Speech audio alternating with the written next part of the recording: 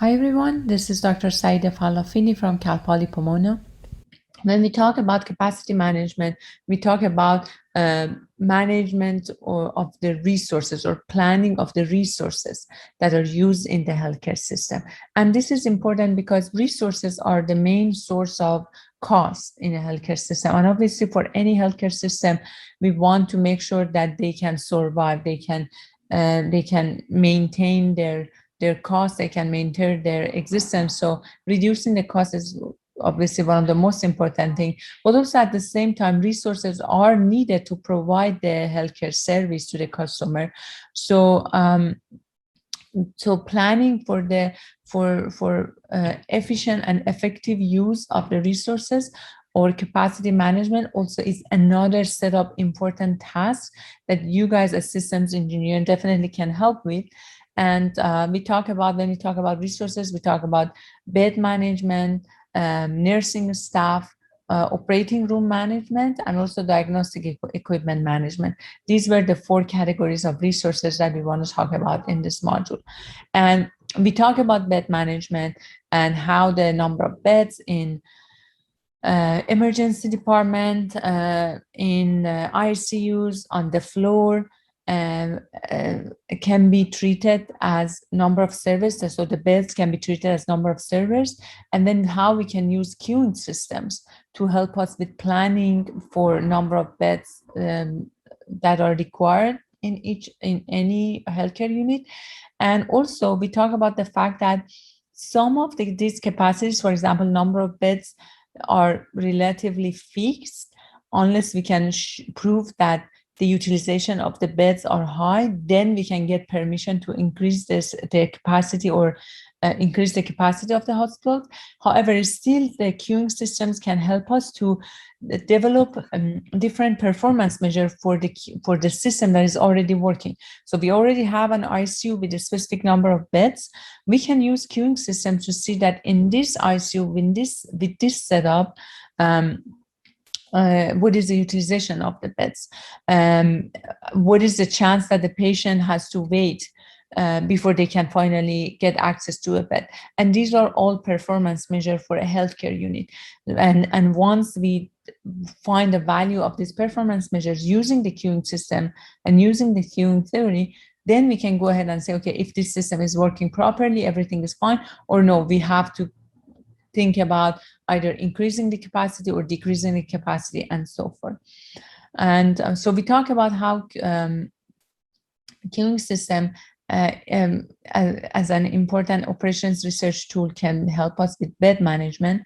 And before we go to talk about how operations research can help us with management of the nursing staff, I want to also cover two more things about bed management. So in previous session, any system that we looked at, it was just was one queuing system. So we said, for example, patients come, they stay in the queue, and then they need to go to ICU or to the floor or to the emergency department. And then beds were basically our servers. So bed 1, bed 2, bed 3, bed 50, as many beds as we can, those becomes our servers. And then patients will be our entities that they wait in a queue to finally get access to a bed. And when they are finally done, they receive the healthcare service, they will be discharged. So, however, this this is fine and works, but in a lot of healthcare systems, what we have is several queuing systems that are working in series. For example, if I look at the emergency department, patients arrive initially, they wait in a queue, and then they go to the first to receive the first service, which is related to registration or admission. I would call registration. When you go to the registration window just to say, okay, I'm here to be seen. I have a I don't know, fractured foot, and they get your information, they get your insurance information, they look at your situation, and they enter your information into the system. And at this point, at this first stage, so I call it, for example, stage 1, okay, when the registration happens. At this stage, we may have several servers. Let's say I have 2 operators, operator 1 and operator 2, and they are the people who get your information and say that, okay, you are in the system, a nurse or a doctor will call you, just go have a seat. And then once you are registered in the system, you go and then wait in another queue. So the patients go and wait in another queue. And then in the second stage, after that, a nursing visit, I call it nurse visit. So that's stage 2. And then a nurse is going to see you. And let's assume here I have 3 nurses. And the nurse is going to call you in, and the nurse is going to check your blood pressure, your temperature, your height, weight.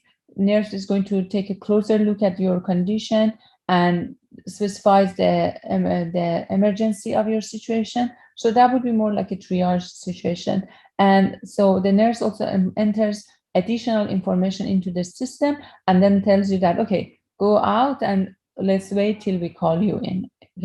Okay, so then you go out and then you again now wait again in a queue till the doctors finally call you in. And then after you wait some time, then the doctor calls you in. So this is the doctor visit, and I'm going to call it stage 3.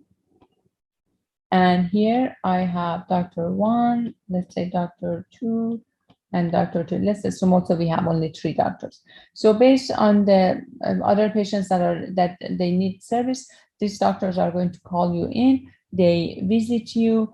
They do their X-rays, I don't know, lab tests, everything, and they finally provide you with an answer about your health condition, and then they send you out. Okay, so that's exit. And this exit can be either discharge, like going home, or you may go to, they may need to send you to ICU. Hopefully not, but that would be one possible scenario. So usually when we say exit, if we are talking about emergency department, this is either discharge or the patient ends up going to ICU if the situation is very critical.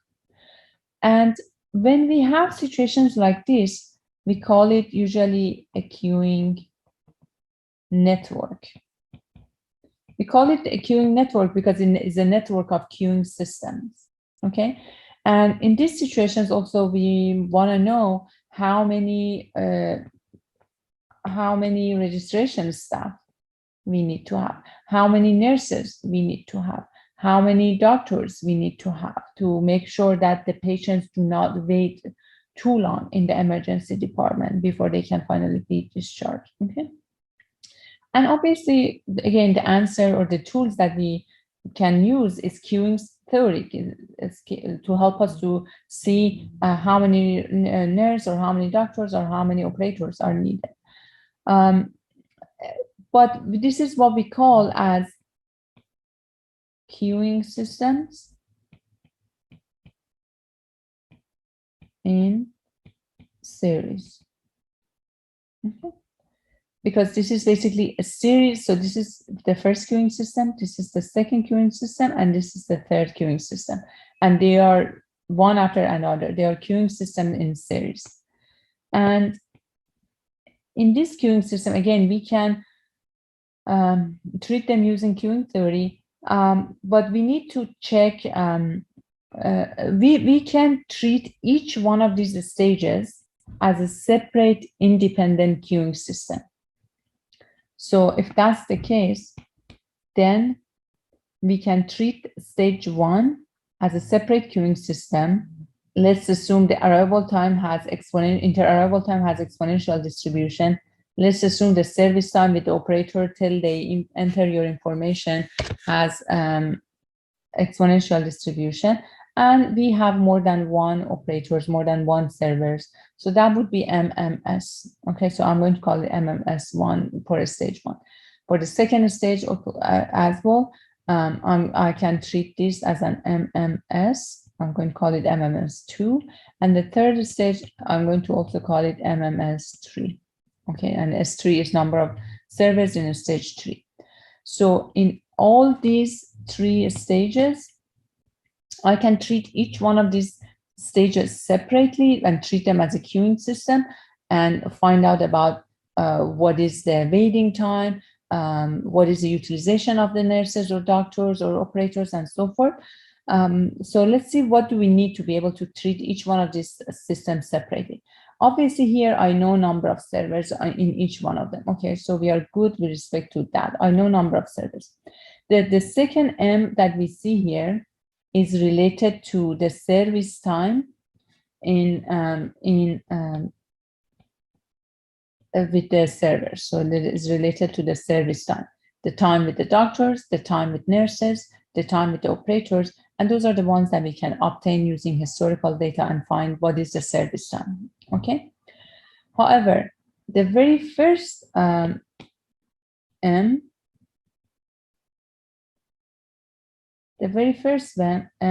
is related to inter-arrival time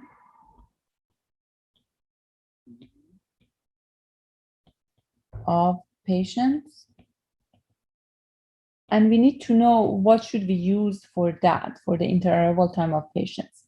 So there is a rule in queuing system that says if 3 conditions holds, what are those 3 conditions?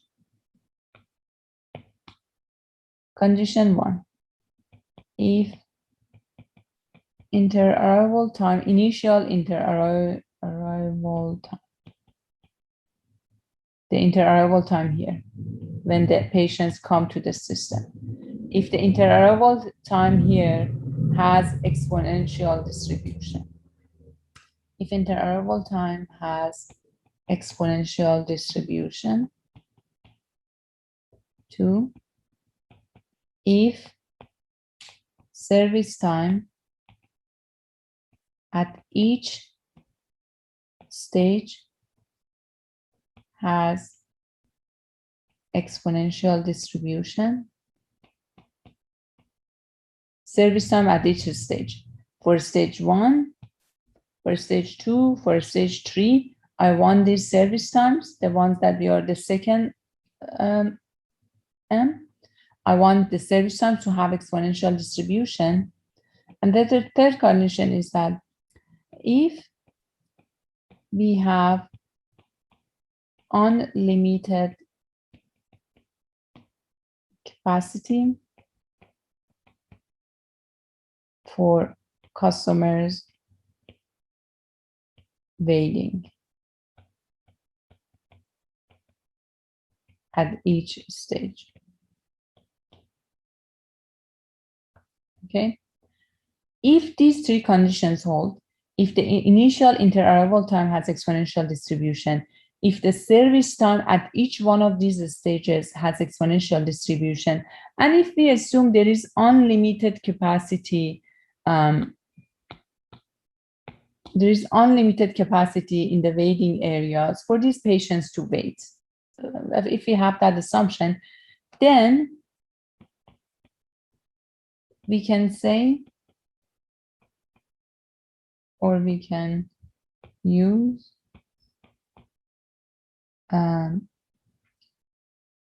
the same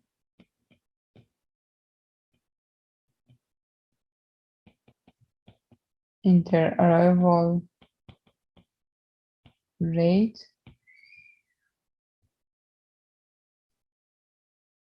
for each stage.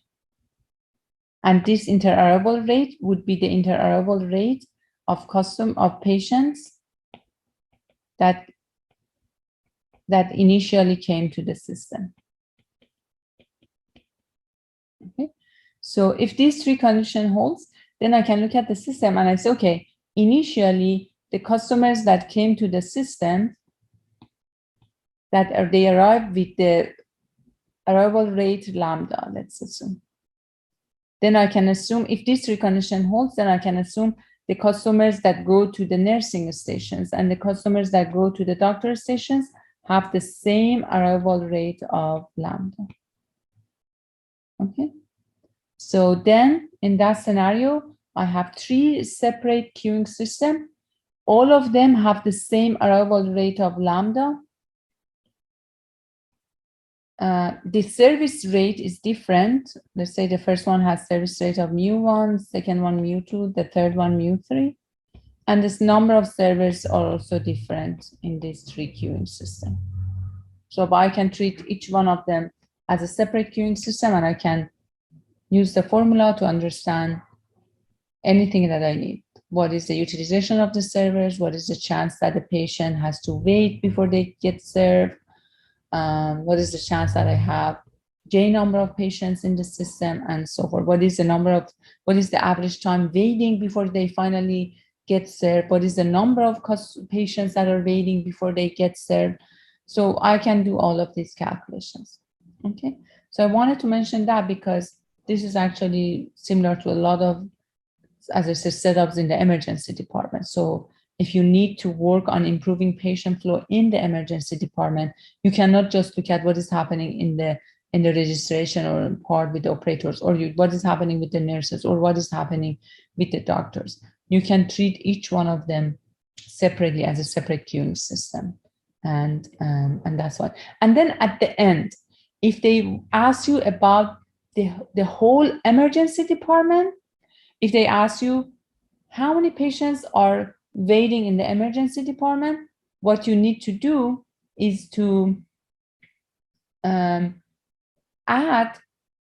the number of patients that are waiting in the stage 1 and the number of patients that are waiting in the stage 2 and number of patients that are waiting in the stage 3. So what I'm saying basically is that then if you are asked to report something for the whole queuing system, for the whole emergency department, you have to add those measures from stage 1 to a stage 2 to a stage 3 and report that number. For example, if I ask you how long the customers are waiting in the emergency department before they finally receive the service and they are out, before they get discharged, how long they have to wait in the emergency department, then what you need to do is to find the waiting time in the queue in stage 1, waiting time in the queue in a stage 2, waiting time in the queue in a stage 3, add them together and report that as the waiting time in the whole, emergency department. If I ask you how many patients are waiting to finally get service, be seen either by a nurse or a doctor, how many patients are sitting there waiting? Then you need to find out the number of people that are waiting in the queue in stage 1, number of people that are waiting in the queue in stage 2, number of people that are waiting in the queue in stage 3, add them together, and then report that as number of people that are waiting in the emergency department for different purposes, to be seen by a doctor or a nurse or an operator, but these are the people that are waiting in the emergency department. So that's how we analyze queuing system in series or queuing network, and that's very well the setup of a lot of settings in the healthcare system. A very clear example is the emergency department. Okay, so I wanted to mention that. So if you guys are in charge of improving patient flow, in charge of like the whole emergency department, I want you to treat that as a queuing network, not just one queuing system for the operator or nurse or patient. I want you to treat that as a queuing network, see what are the queuing systems in your network, and then analyze each queuing system separately, but then add all of those numbers to say something about your whole queuing network. Okay, so consider that. The second thing I wanted to mention about before we go to the nursing staff is the situations that we had actually here. Let me go to PowerPoint. So here, as you can see, we have emergency department, we have ICU, we have the step-down units when patients go from ICU to step-down units, and later when they feel better, they go to the floor or to the med-surg unit. Okay, so we have 4 different healthcare units. And if I'm thinking about planning beds or how number of beds in each one of these units are performing, I also have to consider this as a network, because here there are 4 queuing systems, 4 separate queuing systems: emergency department 1, ICU 2, step down unit 3, and med-surg unit as 4, or the floor as 4. Here I have 4 separate queuing systems that are connected to each other. They form a queuing network. What is the difference between this system and the previous one? Here, when patient comes from outside, they can either go to the emergency department or they can go to the floor, or depending on their condition, they may go to the to the step down unit. Okay, and then so patients that are coming from outside, they can go to some of these units. Like in previous example, patients go from outside only to the registration desk. They don't go to the nurse directly. They don't go to the doctor directly. Every patient from outside in previous example goes to the registration desk first, then to the nurse, then to the doctor. It's a nice series of queuing system, but this is not the case here. When patients come from outside, they may go to the emergency department or to the floor or to the step down units. And then when a patient is done, it's not that they always go to the next unit. For in previous example, when a patient is done at emergency department, at the registration desk, all of them go to the nursing unit. When a patient is done at the nursing unit, all of them go to the doctor. And when patient done as doctor, all of them leave the system. So it's every patient goes through that process one after another, everyone. But that's not the case here. When a patient is done at ICU, the patient is going to go to the obviously to the step down unit. When a patient is done at a step down unit, some of them leave the system, some of them get discharged, but some of them go to the floor. They go to the med-surg unit. When a patient is done at med-surg unit, it's not that all of them leave the system.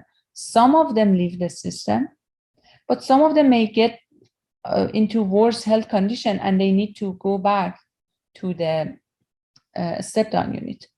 For a patient that is in a step-down unit, as I said, some of them may leave the system, some of them may get better and go to the floor, but some of them actually may get worse and go back to ICU. Okay, so as you can see, this is a more complex setup for a queuing system. When patients come to this system, to this queuing network, different patients can go through different routes. It's not that all of them go to emergency department, all of them go to ICU, all of them to a step down, all of them to med-surg and exit. No, different patients, based on their health conditions, they go through different routes in this healthcare system. And if that's the case, that's what we call as let me go here. That's what we call as open queuing systems. And that's the scenario where, as I said, here I'm just giving an example. I obviously in that previous slide, I give you a good example in the healthcare system. But here, just for the simplicity, I just say, okay, let's assume we have 3 units, 3 healthcare system.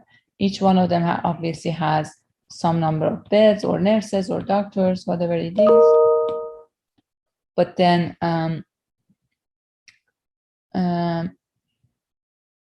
the patients arrive from outside, but then the patients arrive from outside and they may go to unit 1. I'm going to call it unit 1, healthcare unit 2, healthcare unit 3. And again, this can be ICU, this can be step down unit, and this can be the floor. So the patients come from ICU, then they can go to the step down unit. When patients is in a step down unit, if the health condition gets worse, the patient goes back to ICU. For a patient that is in a step down unit, they can exit, or they are done and they get discharged, or they can go to the floor. If they are on the floor and they get worse, they may go back to a step down unit. And for a patient that is in the floor, at some point, they either go back to a step down unit or they exit the system. And let's assume patients that are coming from outside, they also can go to the floor. So this can be from other healthcare units and so forth, and they are now have been transferred to the floor. Okay, so this is the rate of the patient coming from outside. So I'm going to call this by R1. I'm not going to show it by lambda. I'm going to just show it by R1, and here I'm going to show it by R3. The rate of the patients that are coming from outside and go to the floor. This is the rate of the patients that are coming from outside or from emergency department and they go to ICU. So here I consider emergency department as outside. Let's assume this is all I want to. This is the scope of my system. That's all I want to analyze. So again, in this type of queuing systems, I can treat each stage separately as a separate S, and I can treat them, I can analyze them separately. S would be number of servers in each one of those stages. M would be the service time in each one of those stages. And this is inter-arrival time. Well, however, for me to be able to find, the challenge here is finding inter-arrival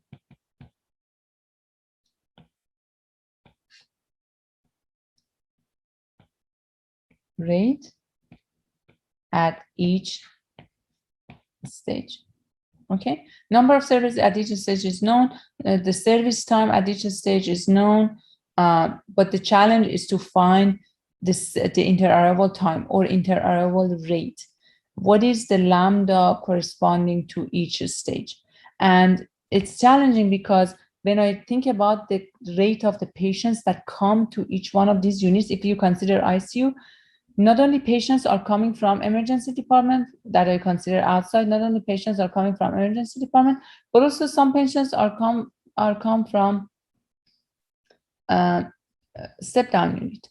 If I consider step down unit, some patients, the arrival of patients to a step down unit happens through either patients that are coming from ICU or patients that are coming from the floor here. I have to consider both of these to know what is the rate of arrival of the patients to the step down unit. And if I consider the floor, some patients are coming from outside, some patients are coming from a step down unit.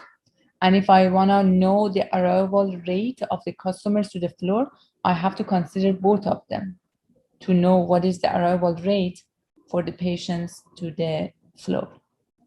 And I'm not going to go into the formula and to the detail, obviously, it's going to take a lot of time, but that's what you guys learn. All of you have had, again, except Vicky, all of you have had operations research. All of you have had queuing systems. And that's what you learn in open queuing systems on how to calculate the arrival rate, how to consider the fact that the arrival of the customers is from different channels, and how to incorporate all of that into your analysis to calculate the total arrival rate of customers to each one of these stages. And once you have the arrival rate lambda for each stage I, and also you have the service rate for each stage mu I, and also you have the number of servers in each stage Si, then you can analyze each one of these stages separately as an MMS system. Okay, and again, that's as I showed you in the example, that's the exact setup of hospitals and the relations between the emergency department and the floor and the step down unit and ICU. So if you are in charge of improving the patient flow in the hospitals, if you're in charge of finding out if the number of beds in different parts of these hospitals is reasonable, if we have to expand the number of beds, or what are some of the performance metrics with the current setup, with the current number of beds, you can use queuing systems to find the answer to those questions. But I want you guys to know that this is how you have to see that queuing systems. Don't go and just look at each one of these ICUs or floor and things separately. I want you to treat that as a queuing network.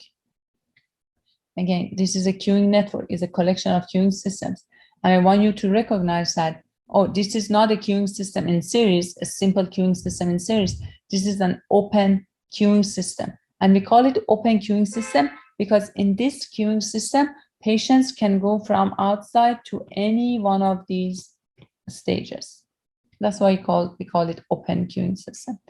And so I want you to be mindful that, okay, this is open queuing network, and I want you to know all the transfer of the patients between different units and how you have to use that to find the rate of arrival to each one of these